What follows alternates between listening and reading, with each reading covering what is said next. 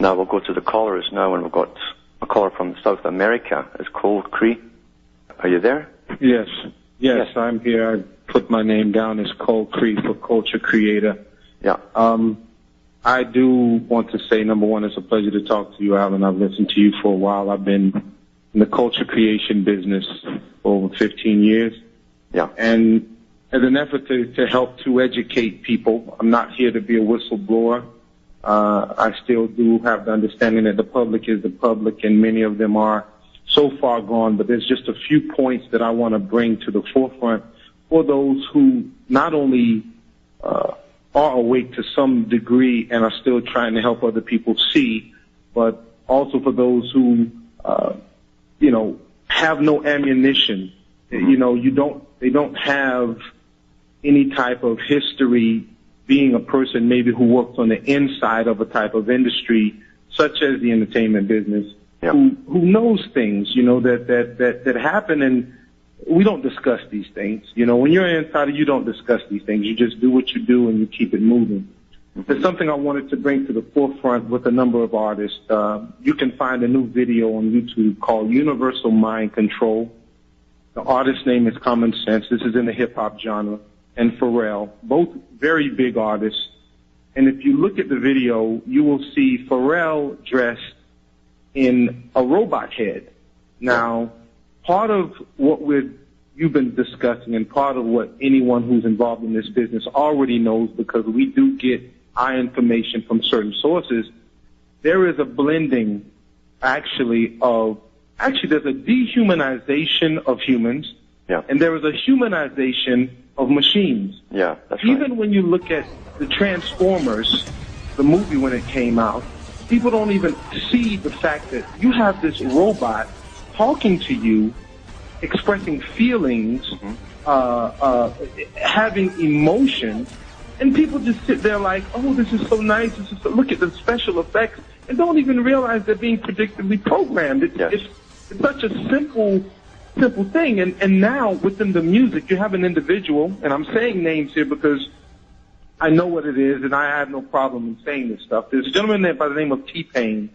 He uses a voice box called Auto-Tune, and it takes his voice and it moves it to give it some sort of synthesized sound, which actually takes a human voice and makes it sound more robotic.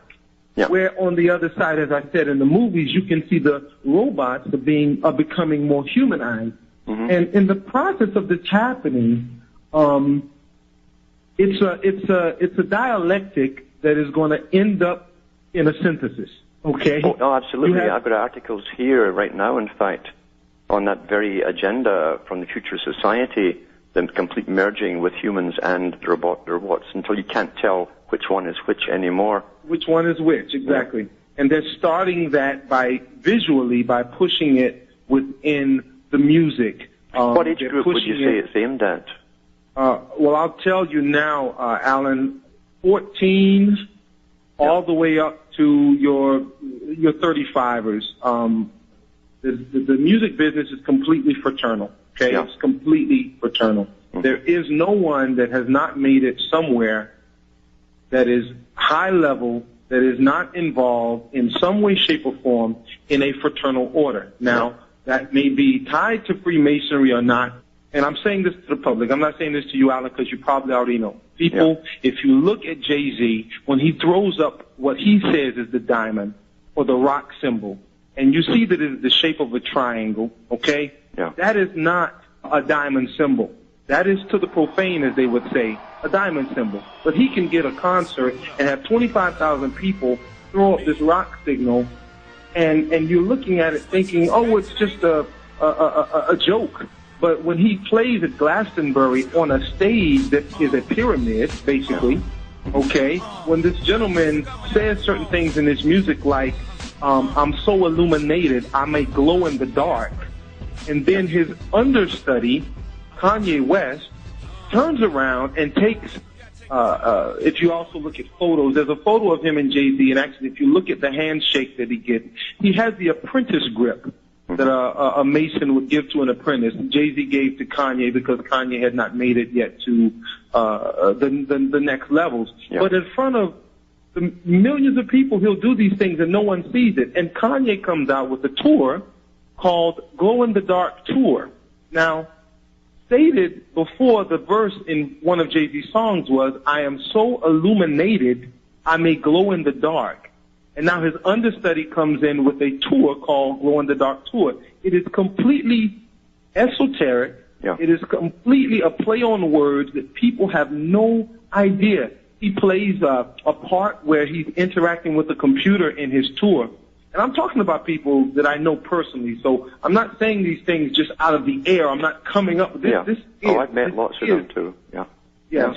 Yeah. And most of them do belong to the OTO. They're everyone in the business knows that it's almost mandatory to join it, and you will be asked to join. And they flash their signals all over their album covers all the time. Yes, yes. It's in their signal, it's in their covers, it's in the music videos. Look at the backgrounds of many of the music videos. There's a video out with Pharrell and Snoop. There's a point where there's the bottom part of the Masonic compass and square. The square is on one side of the screen and the compass is on the other side. And if you know anything about just visual angles, you can see if you put those two together, which once again is the yin and the yang, it's the female and the male, it's the phallus and the other female portion, and those two artists being together creates the union. And it is so plain, I can only say to people who are awake. And for those who are, please not only pay attention to this stuff, but understand that these artists, many of them, are put in positions, okay, where they have no choice. I don't want people to think that all the time that the artist always knows what he's doing. At times, these people have been just like highway robbery. When a police officer pulls you over, it is basically they're extorted. Okay, they're extorted. Many artists, they'll come up with a drug charge or a gun charge all of a sudden. As a matter of fact, another guy just recently came out with an album called Paper Trail. His name is T.I. And if you listen to a song he did with Justin Timberlake on that album, it is completely talking about how the old man has died, okay, and this new man is resurrected. This new man has come out of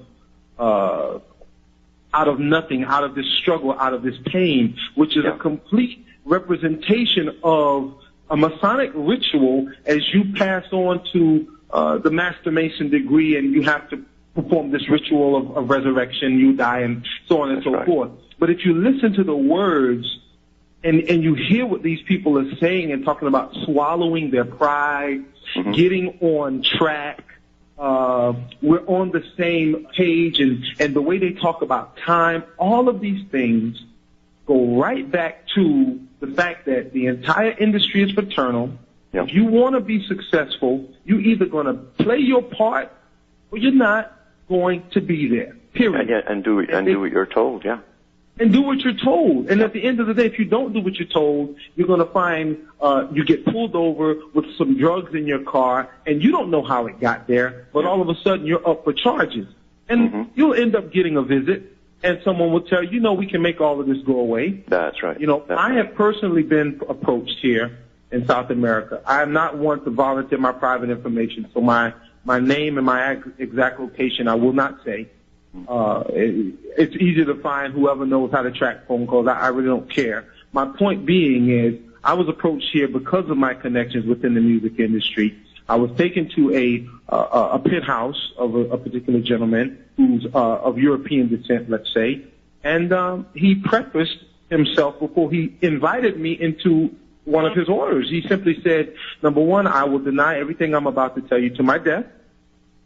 And I kind of was like, man, it's not that serious, whatever it is. I mean, you just met me through a friend of yours a couple of minutes ago, but he knew about me and my music business connection. And so what he said to me, he said, I am here in South America. I'm a part of a family, and we're basically looking to take over 60% of the utilities market. And we need help. We need people who have contacts to be able to influence the thought processes of individuals. Yeah. And I said, so why are you talking to me? He says, because I know you know the major players in the industry. And when these guys say things, when they put out things, when you have all of these artists saying vote for Obama, okay, and making it very cool to say vote for Obama, it doesn't matter what the reasoning is behind these individuals. People don't think. They just follow. They are, sad to say, pure sheep. And it is those very people in whatever part of the world, okay? The fact that I'm in South America is, this is not America, so he's trying to get influence into a certain realm in a whole other part of the world, knowing that my contacts are within the U.S. Yeah. I do have contacts in South America as well, but it shows the global reach of the plan. Maintaining your humanity right now, going through the things we're going through, I think is going to be the greatest challenge